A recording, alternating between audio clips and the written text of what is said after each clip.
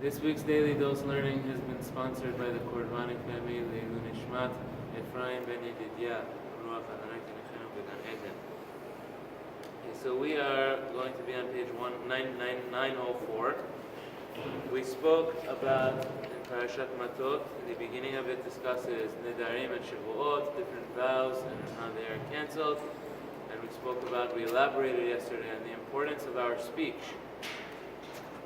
Lo yachel devaro, a person's speech has to be holy. Everything that comes out of a person's mouth has to be kadosh. Now what's the next order of business in the parasha? It starts on the bottom line of the previous page, but the next order of business is the war with Midian. Right? Balak and Pinchas, all of this comes back. At the end of Parashat Balak, the Jewish people, they started sinning with the Moabite girls, the Midianite girls. We discussed about them from two nations, Moab and Midian. It seems that Midian was a bigger aggressor. They went more far out of their way and they went after the leaders of the Jewish people with trying to make them sin, with trying to bring them to their girls and to bring them to Avodah Zarah. On the beginning of Parashat Pinchas, already Hashem tells Moshe, you're going to have to get Midian back. So, Midian, don't let this go. And here, Hashem tells Moshe, in the last line of the previous page,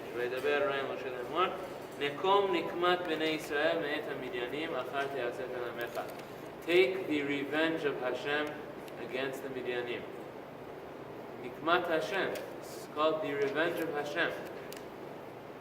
You're going to go out. He tells Moshe, after you finish with this war, you will gather to your people. Meaning, this is always the nice way in the Torah of saying, you're going to pass on to the next world.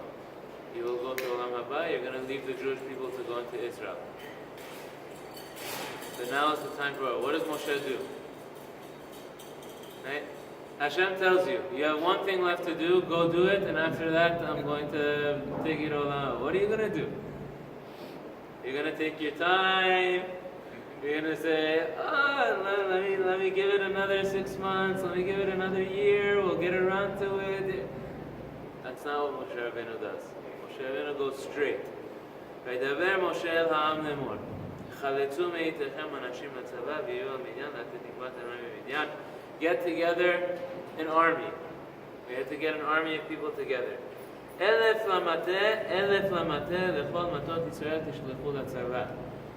Take 1,000 for each shevet. It's a small army. That's not considered a big army, right? They have 600,000 men over the age of 20. They're taking 12,000 right now. They're just 1,000 people from each shevet to go out and to fight this little war against Midian. We're going to see some important details come out though. Everybody is represented. Right? We need 1,000 from each of the 50 states.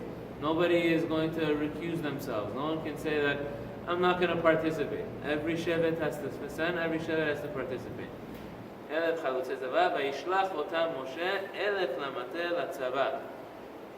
He sends each 1,000 from each shevet, otam, together with Pinchas ben Elazar HaKohen latzava. Pinchas, the grandson of Aharon HaKohen, goes out. Why is he the chosen one? He was the one who stopped the plague. Right? Pinchas was the one who stopped the plague. He's going to lead this battle against Midian, and more than that, you started to see from here, there was always, it's elaborated on in Parashat Ki-Tetzeh. Anytime the Jewish people fight a war, there's a Kohen whose job it is, Kohen Mashuach Melchama. His job is to go out to war with the people. Right? In Parashat Ki-Tetzeh, it elaborates on it, and he has a job. He has to talk to them, he has to inspire them and motivate them before the battle, and he has to give a whole speech. He says, is there anybody here? First, what does it start with? Is there anybody who recently got married? And is there anybody who recently planted a vineyard, planted a house, and did not do his Chanukah Bayit yet? Is there anybody who's engaged, who didn't get married? And then at the end he says, is there anybody here who's afraid? Because you're going to jeopardize the rest of the army. You're going to start running away, everybody else will start running away. If If you're afraid, go back. You fight with emunah. 1,000 per shevet. Why didn't go to the population addition? Like one of them is 100,000, one of them 50,000.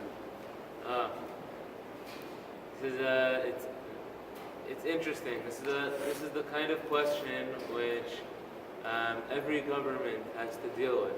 You know, when they were writing the Constitution of the United States, they said for Congress, are you going to have, based on the population, that you send a certain amount of people, or does each state get the same amount, no matter what, no difference? And they didn't know, they were fighting over it, they couldn't figure out until they made a compromise.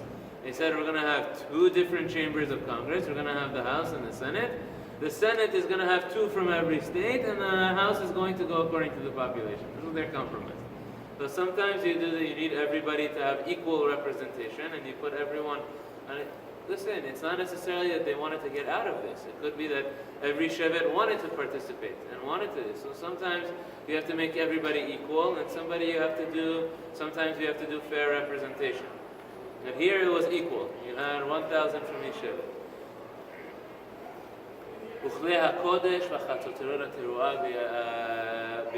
They brought their trumpets with them. In Bimidbar, it spoke before that. It spoke about the trumpets that they went out to war with. They went out and they fought. They wiped out every single male in Midian. All of their kings, all of their leaders, they killed. The 5 kings of Midian, they killed. And who else with them? Who else did they finish off in the war?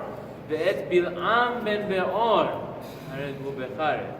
They went after and they got Bilaam ben Beor as well. Bilaam comes back. He's going to continue to come back. But Bilaam ben Beor also started the whole thing. But we don't know that yet. You know that in the Torah, we don't know yet at this point. Why did the Jewish people start sinning with the daughters of Moab and daughters of Midian? How did it all start? We don't know yet. We're going to find out soon. But we don't know yet. And this is the point that we're going to address soon.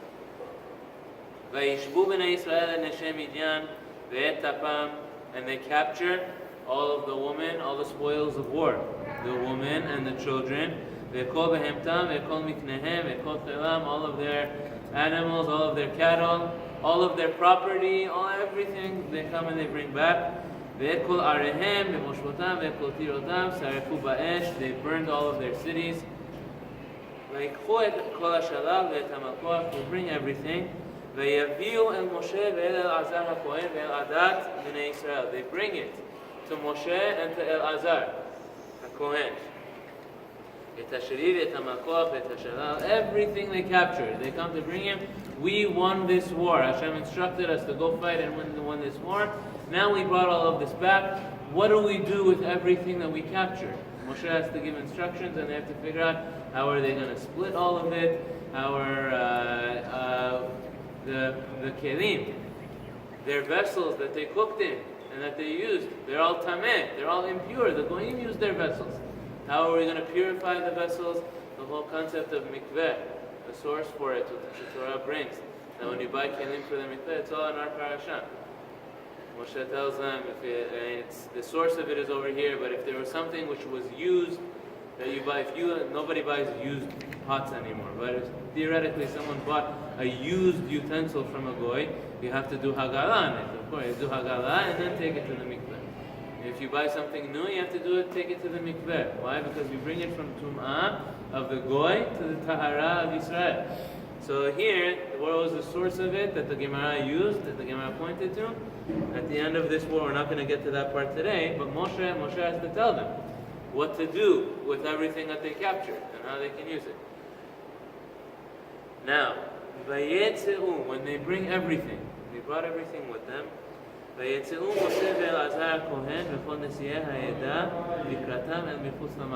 Moshe comes to confront all of the officers and everybody who came. Vayikzof Moshe al pekudei hachayil. Moshe is very upset with them. Moshe is very angry with them. Al pekudei hachayil, not on the people, on the officers. On the officers. What did you guys do? Sarei ha'alafim v'sarei ha'me'ot, those who were appointed over 1,000, those who were appointed over the hundreds, the high-ranking officers. How many Sarei ha'alafim were there? How many were there? 12 of them, right? Because there was 1,000 for each shevet. So the appointee of each shevet, together with, they probably each had 10 of them under them. He gets angry against all of them. What does he say? Moshe says to them, you left the woman alive?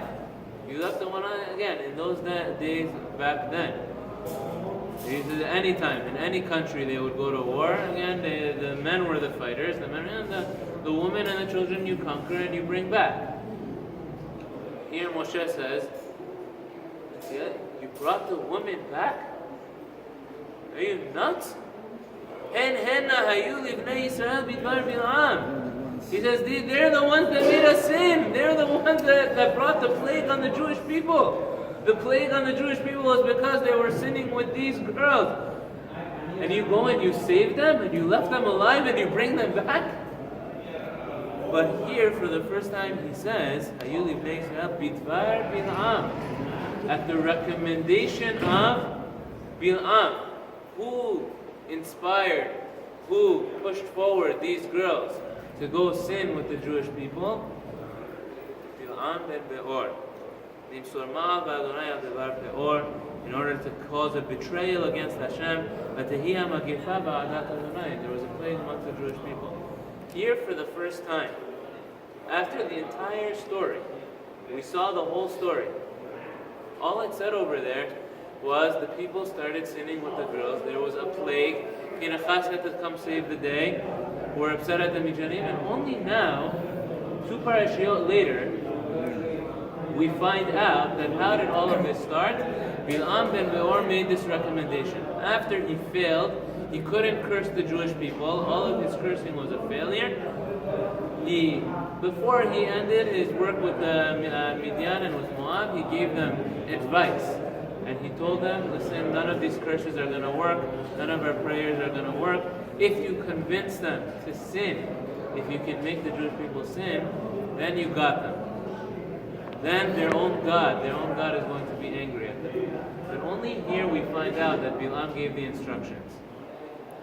And this is an example of the principle. Chachamim had a principle that they said, Divrei Torah, that the Torah is Aniyim b'makom echad, ve'ashirim b'makom acher. In one place the Torah is poor. The information is poor. Is like you're in poverty. It doesn't give you everything. Ve'ashirim b'makom acher. And somewhere else is rich. And somewhere else it's wealthy. Somewhere else it gives you more information. But it begs you to ask the question, why did we wait until here? Until after we killed Bilaam? Until after he's dead, at the very end of the story, to only now tell us, by the way, Bilaam was the one who gave the recommendation for all of this to happen. Why didn't it tell us that before? Why did it wait until here? Any thoughts? It's a very good question. Huh? They could have told us in Parashat Bilaam, 2 parashiot ago, when all of this happened. Bilaam was the one who inspired all of this. It waits until here that we go to battle, we killed Bilaam, we finish it off. By the way, Bilaam was the one who started all of this. What year? This is like the beginning? This is at the end. This is right before. This is right before. Once this battle is finished, they're going into Israel. Moshe Rabbeinu Hashem says Moshe is going to die. The entire Devarim.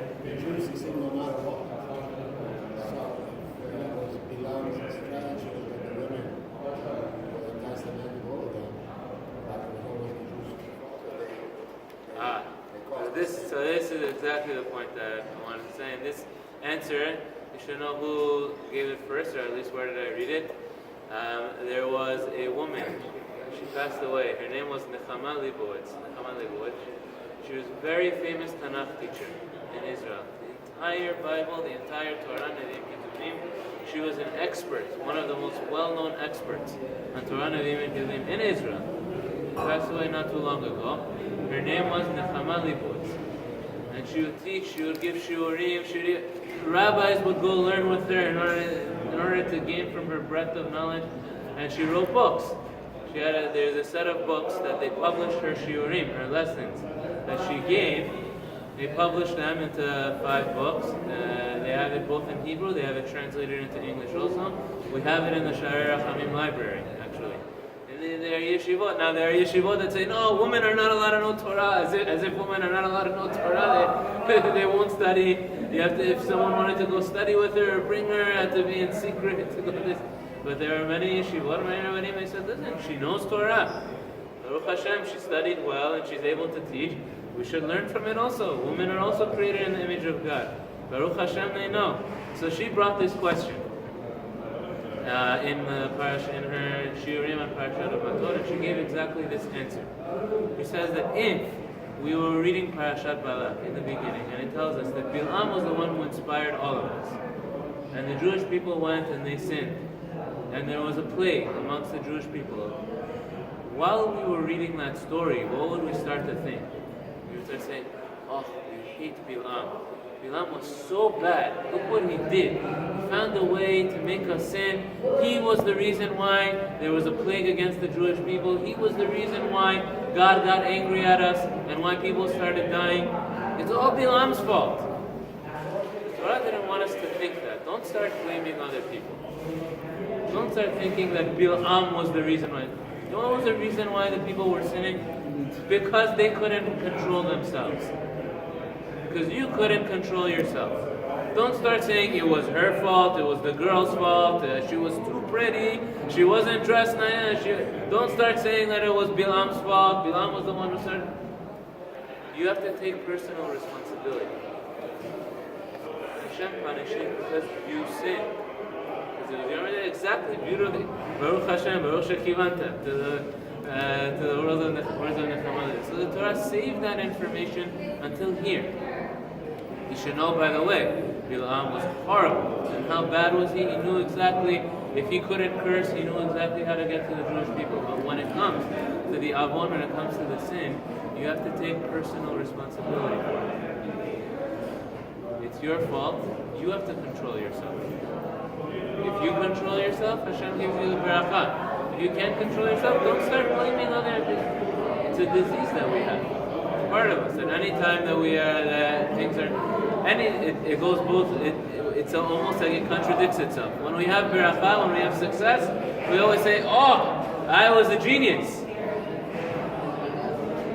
But whenever things start to fail, we start to say, oh, it was because of him, it was because of her, it was because of my wife, it was because of my kids, it was because he said the wrong thing and he pushed it right. It was because the computer wasn't working. We find everything else to blame whenever things go wrong. And when it really should be the opposite. We have success, we have barakah, it should be because of our own wisdom, our own effort, but also because Hashem gave us the barakah. He gave us the ability to be able to do it. We failed, it was because of our own sins, it was because of our own actions, and because of that, Hashem made the plague happen and Hashem made the punishment happen. So that's a lesson that we see, that the Torah waited till here to mention Bilaam. Shabbat Shalom.